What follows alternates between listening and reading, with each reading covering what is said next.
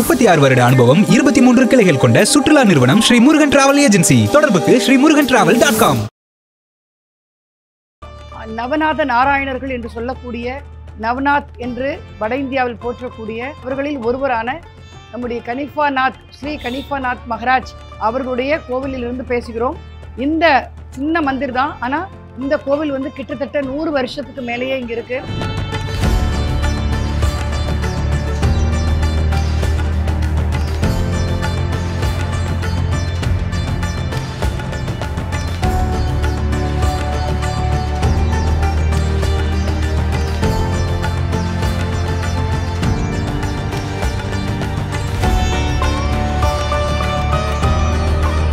தத்தகுரு தத்தாத்ரேயர் அது ஓரளவு வாலிப வயது எட்டியவுடன் கடுமையான ஒரு தவத்தின் பயனாக அவருக்கு ஈஸ்வரனுடைய ஒரு ஆசீர்வாதம், குரு தத்தாத்ரேயருடைய ஆசீர்வாதமும் கிடைக்கப்பெறுகிறது. ராமேஸ்வரத்தில் என்னாச்சு, அங்க வந்து ஆஞ்சநேயரை சந்திக்கிறார். ஆஞ்சநேயருக்கு பற்றி முதலில் தெரியாத காரணத்தால் அவரோடு அவர் சண்டை போடுகிறார். அந்த யுத்தத்தில் ஆஞ்சநேயரையே அவர் வென்று விடுகிறார்.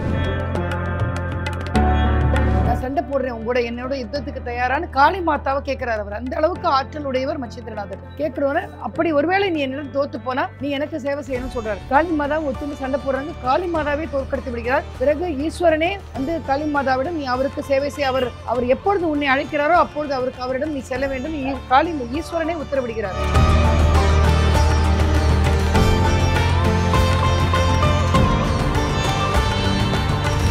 ஓம் சாய்ராம். ஐபிசி பக்தி சேனல், துவாரகமாயி ஆத்ம ஞானியர் மையம் மற்றும் முருகன் டிராவல்ஸ் இணைந்து நடத்தும் ஷிரடி யாத்ரா என்ற இந்த புனிதமான ஒரு நிகழ்வில் நாம் இன்று தரிசிக்கவிருக்கும் மிக ஆற்றல் வாய்ந்த மகா யோகீஸ்வரர்கள், தவசீலர்கள் என்று போற்றப்படும், இந்தியா முழுவதும் உலகம் முழுவதும் போற்றப்படும் நவநாத நாராயணர்கள் என்று சொல்லக்கூடிய நவநாத் என்று வட இந்தியாவில் போற்றக்கூடிய அவர்களில் ஒருவரான நம்முடைய கனிஃபாநாத் ஸ்ரீ கனிஃபாநாத் மகாராஜ் அவர்களுடைய கோவிலிலிருந்து பேசுகிறோம். இந்த சின்ன மந்திர் தான், ஆனால் இந்த கோவில் வந்து கிட்டத்தட்ட 100 வருஷத்துக்கு மேலேயே இங்கே இருக்குது. பாபா இங்கே அடிக்கடி வந்துட்டு போயிருக்கார். இது ஷிரடியில் இருக்குது. இந்த கோவில் ஷிரடி வருகை தருபவர்கள் இந்த ஆலயத்தையும் தரிசித்து ஸ்ரீ கனிஃபாநாத் மகாராஜ் அவர்களுடைய அருளாசியும் பெற்று செல்ல வேண்டும். கனிஃபாநாத் மகாராஜ் இந்த ஆலயத்தில் அவருடைய அந்த ஆலயத்தினுடைய பூஜாரி நம்மோடு இங்கே இருக்கிறார். அவர் இந்த கனிஃபாநாத் அவர்களுடைய மற்றும் இந்த 9 நவநாத நாராயணர்களுடைய ஒரு கதை சித்திரமாக இங்கே வரையப்பட்டிருக்கிறது. இதை பார்த்து அவர் வந்து நமக்கு என்னங்கிறது சொல்லுவார். அதை நான் தமிழில் உங்களுக்கு நான் சொல்லுவேன். இதனுடைய ஆற்றல் வாய்ந்த, ஏன்னா இவர்களால் முடியாதது எதுவுமே கிடையாது.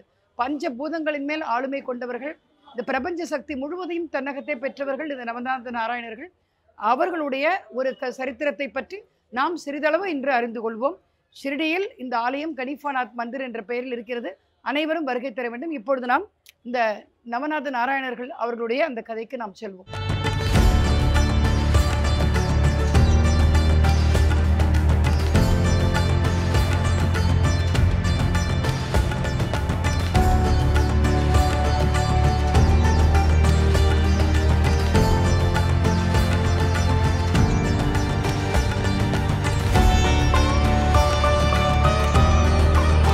नमस्ते।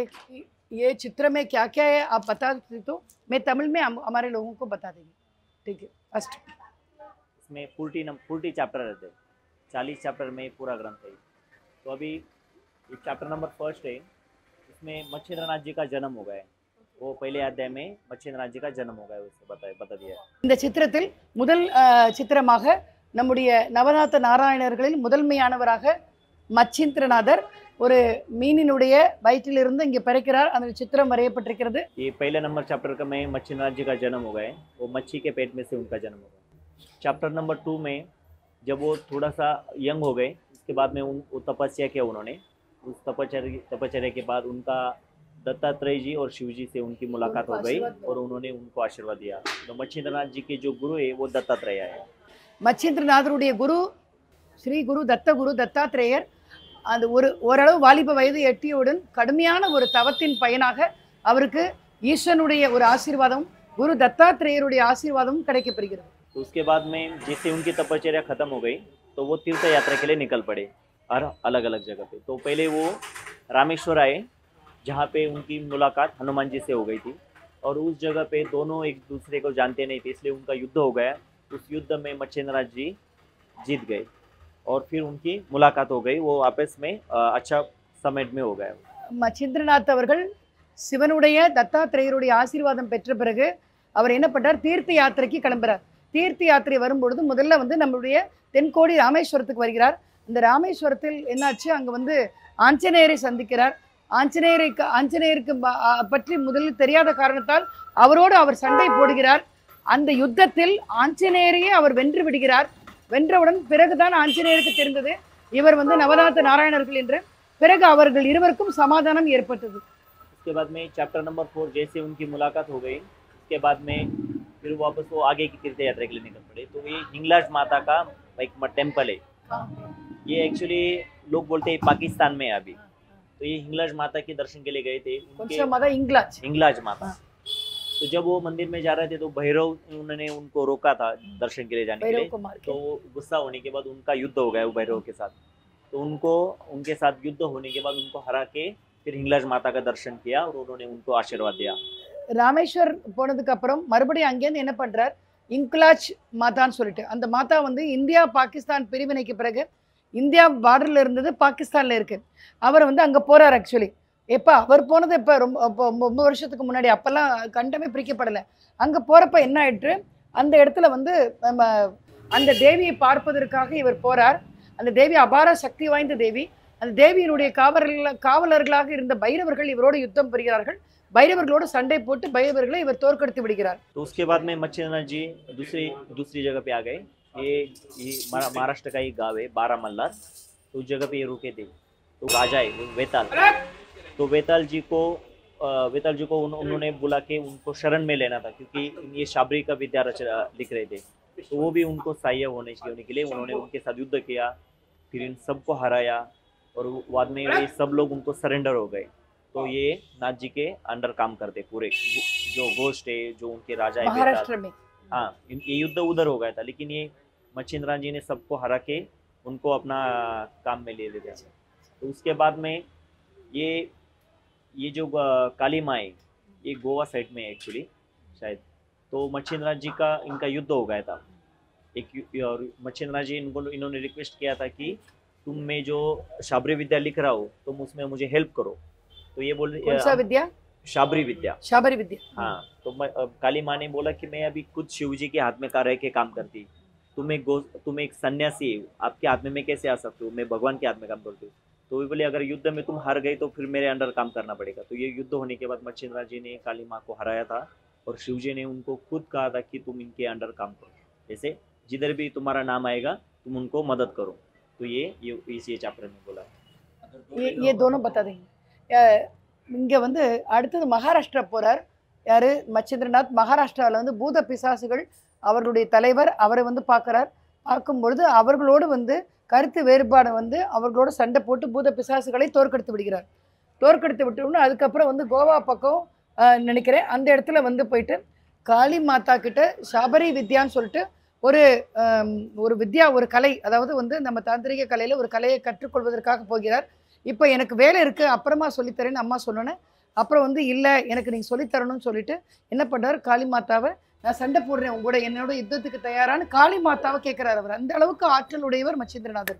கேட்குறவன அப்படி ஒருவேளை நீ என்னிடம் தோற்று போனா நீ எனக்கு சேவை செய்யணும்னு சொல்றாரு. காளி மாதாவை ஒத்துண்டு சண்டை போடுறாங்க. காளி மாதாவே தோற்கடித்து விடுகிறார். பிறகு ஈஸ்வரனே வந்து காளி மாதாவிடம் நீ அவருக்கு சேவை செய், அவர் எப்பொழுது உன்னை அழைக்கிறாரோ அப்பொழுது அவரிடம் நீ செல்ல வேண்டும் ஈஸ்வரனே உத்தரவிடுகிறார். तो उसके बाद में ये प्रयाग क्षेत्र में जो काशी का क्षेत्र, प्रयाग काशी से उस जगह पे मच्छिंद्रनाथ जी स्नान के लिए गए थे। तो उस सामने से वीरभद्र जी आ रहे थे। जब उन्होंने देखा तो उन्होंने आपस में बात किया और आप कौन है क्या है उनके बारे में पूछा। तो उन बातों में ये गुस्सा हो गए वीरभद्र जी और उन्होंने मच्छिंद्रनाथ जी को कुछ बोला तो उनके युद्ध हो गए। उस युद्ध में मच्छिंद्रनाथ जी ने वीरभद्र जी को भी हराया था। காசியில் பிரயாகுக்கு போகிறார். அங்கே வந்து வீரபத்ர சுவாமி வரார் மச்சேந்திரநாத்துக்கு முன்னாடி. வரும்பொழுது என்னாச்சு, அவங்களுடைய வந்து கருத்து வேறுபாடு இருக்கிறது. வீரபத்ர சுவாமியும் வந்து கோபம் கொண்டு மச்சேந்திரநாத்தை தாக்க முற்படுறார். 2 பேருக்கும் சண்டை வருது. அதில் வீரபத்ரநாத சுவாமியும் வந்து அவர் தோற்கடித்து விடுகிறார். அந்த அளவுக்கு ஆற்றல் உடையவர் வந்து மச்சேந்திரநாத் சுவாமி. ये पशुपतिनाथ है, ये पशुपति राजा है, एक राजा था, ये श्री राम जी के वंश का था।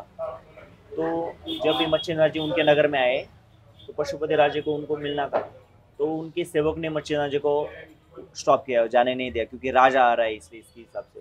तो मच्छिंद्रनाथ जी ने राजा को ही कुछ स्पर्शास्त्र से उनको जमीन को चिपका दिया। तो जब वो दुखित हो गए तो फिर उनको वापस आने के बाद उनको छुड़ाया, और जब उन्होंने उनकी इच्छा बोली कि मैं श्री राम जी के वंश का हूँ, फिर भी मेरे वंशजों का मेरा दर्शन नहीं होता, तो कृपा करके मुझे दर्शन दिलवा दो। तो मच्छिंद्रनाथ जी ने सूर्य भगवान को रुका के उनको जमीन पे बुला के युद्ध किया उनके साथ में। फिर उन्होंने उनके रिक्वेस्ट से प्रभु श्री राम जी उनके in the form they give darshan Pasupathi இங்க வந்து அப்புறம் பசுபதி ராஜா, அந்த ராஜாவை பார்க்கறதுக்காக இவர் மச்சிந்திரநாத் வராரு. வரும்பொழுது என்னாச்சு, அவருடைய அந்த காவலர்கள் மெய்காப்பாளர்கள்லாம் தடுக்கிறாங்க. தடுக்கும் பொழுது அவர் என்ன பண்ணார், கோபத்துல இந்த ராஜாவையே வந்து ஒரு ஆழ்ந்த தியானத்துல படுக்க வச்சுருவார். அதுக்கப்புறம் வந்து அந்த ராஜாவுக்கு வந்து ஒரு நிறைய குறைகள் இருக்கு, மனசுல கவலைகள் இருக்குன்னு தெரிஞ்ச உடனே, என்ன உனக்கு கவலை, மறுபடியும் தியானத்திலேருந்து எழுப்பி உனக்கு என்ன கவலைன்னு கேட்கும் பொழுது, நான் வந்து ஸ்ரீ ராமச்சந்திர பிரபுவனுடைய வம்சம்னா, நான் இருந்தாலும் தொடர்ந்து நான் வந்து உபாசனை பண்றேன், ஆனா எனக்கு ராமச்சந்திரன் மூர்த்தியினுடைய தரிசனம் எனக்கு கிடைக்க மாட்டேங்கிறது, தரிசனம் கிடைக்க என்ன ஆசீர்வாதங்கள், தரிசனம் வேண்டும் நாராம். உடனே அவர் சூரிய தேவனை பிரார்த்தனை செய்து ராமச்சந்திர மூர்த்தியை நேரடியாக வரவழைத்து அவருக்கு வந்து தரிசனத்தை காண்பித்தாராம் நம்முடைய பசுபதி ராஜாவிற்கு. 8 चैप्टर फिनिश हो गए, इसमें 9 चैप्टर नंबर 9, उसमें जो गुरु गोरखनाथ जी है, इनका जन्म गाय के गोबर में से हो गया। गाय के गोबर குரு அடுத்தது வந்து குரு கோரக்நாத் ஜி, அவரை பத்தி பார்க்குறோம். இந்த கோரக்நாதருங்கிறவர் வட இந்தியாவிலும் இருந்திருக்கார், தென்னிந்தியாவிலும் இருந்திருக்கார். ரொம்ப பவர்ஃபுல் ஆற்றல் வாய்ந்த ஒரு மகா யோகீஸ்வரர். அந்த கோரக்நாத் வந்து எப்படி பிறந்தார் அப்படின்னு கேட்டால் ஆச்சரியமா இருக்கும். இந்த பசுமாட்டு சாணத்தில் அவர் குவியலாக போட்டு வச்சிருந்த அந்த சாணத்திலிருந்து உதித்தவர் தான் குரு கோரக்நாதர். तो उसके बाद में ये गोरखनाथ जी एक दिन पेड़ के नीचे बैठे थे, वो कुछ बच्चे लोग खेल रहे थे, तो वो मिट्टी का पुतला बना रहे थे। तो बच्चे उनको रिक्वेस्ट कर रहे कि तुम बनाओ, ये ना बोले। फिर उन्होंने एक गाड़ी बनाया, बुल व्हीकल, ओके। तो उसको ड्राइवर नहीं था, तो वो बोले हमने ये बना लिया है, तुम हेल्प करो ड्राइवर बनाने के लिए, ये बच्चा बनाए। तो जब वो इसको बना रहे थे मिट्टी का पुतला, तब वो संजीवनी का मंत्र वो उच्चारण कर रहे थे, उनका चैंटिंग चल रहा था एक्चुअली। तो जब वो चैंटिंग भी चल रहा है, ये भी बनाया, तो इसमें एक फॉर्म अंदर गया और ये बच्चे का नाम गहिनीनाथ रखा। गहिनीनाथ இல்ல கோரக்நாதர் என்ன பண்றார், இந்த சிறு வயதில் இருக்கும் பொழுது இங்க உட்கார்ந்து அவருடைய சஞ்சீவனி மந்திரத்தை சாண்ட் பண்ணிட்டு இருக்கும்போது, உபாசனை பண்ணிட்டு இருக்கும் பொழுது, அந்த கிராமத்தில் இருக்கக்கூடிய குழந்தைகள் எல்லாம் அண்ணால வந்து சில பொம்மைகள் சேர்த்து விளையாடுகிறார்கள். இந்த பொம்மைகள் சேர்த்து விளையாடும் பொழுது அவங்க என்ன சொல்றாங்க அப்படின்னா, அந்த சின்ன வண்டியும் மாட்டு வண்டியும் அதில் உட்கார்ந்து சவாரி செய்வதற்கு ஒரு பொம்மையும் செய்ய வேண்டும். அதற்கு உதவி வந்து கேட்கிறார்கள் நம்முடைய கோரக்நாத் மகாராஜிடம். அவர் என்ன பண்றார், மனத்துக்குள்ள அந்த சஞ்சீவனி மந்திரத்தை உச்சரித்து கொண்டே இருந்ததால் அந்த உச்சரித்து கொண்டே அந்த பொம்மையை தொட்டவுடன் பொம்மை குழந்தையாக மாறி உருப்பெற்று விடுகிறது. அந்த குழந்தையின் பெயர் தான் ககினிநாதர். அவரும் அந்த நவநாத் பரம்பரையில் வந்த மிகச்சிறந்த ஒரு நவநாதர், அவர் ககினிநாதர் என்பவர். उसके बाद में यज्ञ कुंड में से जालिंदर नाथ जी का जन्म हुआ। जालिंदर नाथ जी, ஜலந்தர். இப்போ அதுக்கு அடுத்தது வந்து நம்முடைய ஜலந்தர்நாத், நவநாத நாராயணர்கள் இன்னொரு முக்கியமான ஒரு யோகீஸ்வரர். ஜலந்தர்நாத் வந்து ஹோமத்தினுடைய அக்னி குண்டத்திலிருந்து வெளியே உதிக்கிறார்.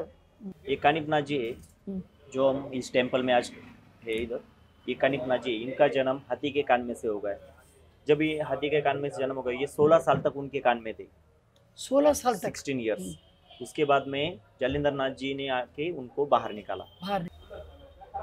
நம்முடைய இந்த ஆலயத்தில் இருக்கக்கூடிய இந்த வீட்டில் இருக்கக்கூடிய ஸ்ரீ கணிஃபாநாத் மகாராஜ் வந்து யானையினுடைய காதுகளில் இருந்து வெளிப்பட்டார். அதுல என்ன ஆச்சரியம் அப்படின்னா, யானையினுடைய உடம்பில் கிட்டத்தட்ட 16 வருடங்கள் அவர் வாழ்ந்திருக்கிறார். நம்முடைய ஜாலந்தர் நாத் என்ன பண்ணியிருக்கார், 16 வருடங்கள் கழித்து யானையினுடைய காதுகளில் இருந்து அவரை வெளிப்படுத்தி அவரை 16 வயதில் அவர் வெளியே வருவதற்கு அவர் உதவி செய்திருக்கிறார். 16 வயதில் தான் யானையினுடைய காதுகளிலிருந்து இந்த பூமிக்கு அவர் வெளிப்பட்டார் நம்முடைய ஸ்ரீ கணிஃபாநாத் மகாராஜ். इसमें ये जो लेडी दिख रही है, इनका नाम मैनावती है. ये एक राजा की माँ थी जिसका नाम गोपीचंद राजा था. गोपीचंद राजा. तो जालिंदर नाथ जी बड़े तपस्वी थे, तो उनको ऐसा लगा कि इनको गुरु करवाना। तो जालिंदर नाथ जी ने उनकी तपस्या देखी थी, उनका टेस्ट लिया था, तो उनके लैब पे सोए और एक जो भ्रमर है उन्होंने उसको जो लैब को पूरा छेद के दूसरी बाजू से निकल गया पूरा ब्लड, तो उसका पेशेंस उन्होंने टेस्ट किया था। तो एक टेस्ट में वो पास हो गई और वो जालिंदर नाथ जी ने उनको शिष्य में स्वीकार किया। ஜலந்தர்நாத்தினுடைய பரம பக்தை ஆக்சுவலி மைனாவதி, அவர் ராஜா வந்து கோபிச்சந்த் மகாராஜனுடைய மனைவியார். ஜலந்தர்நாத்தினுடைய பரம பக்தி. அந்த பக்தியை சோதிப்பதற்காக ஜலந்தர்நாத் என்ன செய்கிறார், அவருடைய மடியில் வந்து படுத்து உறங்குகிறார். அப்பொழுது உறங்கி கொண்டிருக்கும் பொழுது ஒரு வண்டு ஒன்று அவருடைய தொடையை துளைத்து அங்கே ரத்தம் பெருக்கெடுத்து ஓடுகிறது. ஆனாலும் வந்து தன்னுடைய அந்த குரு வந்து மடியில் படுத்து கொண்டிருக்கிறார். அவரை தொந்தரவு செய்யக்கூடாது என்ற நோக்கத்தால் அவர் வந்து அந்த வலியை பொறுத்து கொண்டு இருந்தால், அப்படிப்பட்ட காரணத்தால் தன்னுடைய சிஷ்யனுடைய அந்த குரு பக்தியில் மகிழ்ந்து அவர் வந்து என்ன பண்ணார், தன்னுடைய சிஷ்யாக மைனாவதி அவர்களை ஏற்றுக்கொண்டார். ஓம் சாய்ராம். ஐபிசி பக்தி சேனல் நேயர்கள், அந்த முருகன் டிராவல்ஸ் மற்றும் நம்முடைய துவாரகமாய ஆத்ம ஞானியர் மையம் அடியனுடன் இணைந்து நடத்தும் இந்த ஷிரடி யாத்திரையில், இந்த ஷிரடியில் இருக்கின்ற இந்த ஸ்ரீ கனிஃபாநாத் மகாராஜ் ஆலயத்தில் நவநாத நாராயணர்களுடைய கதையை வந்து நாம் கேட்டுக்கொண்டிருக்கிறோம். இது மிகவும் அற்புதமான கதை. இதை தொடர்ந்து நாம் அடுத்தடுத்த பதிவிலும் தொடர்ந்து நாம் கேட்கலாம். ஐபிசி பக்தி பரவசம் 2025 இம்முறை திருவண்ணாமலையில் அனைவரும் வருக, அனுமதி இலவசம். பூமியில் சுயமுவாய் எழுந்திடும் துளுக்கானத்து அம்பிகையே, துளிர் வீடும் எண்ணங்கள் துளிர்த்திடச் செய்திடும் வெங்கடாபுரத்து நீலிகையே, ஐந்தால் இருக்கும் இடநடுவினிலே அருளித்து என்னை காப்பவளே. 36 வருட அனுபவம், 23 கிளைகள் கொண்ட சுற்றுலா நிறுவனம் ஸ்ரீ முருகன் டிராவல் ஏஜென்சி. தொடர்புக்கு ஸ்ரீமுருகன்டிராவல்.com.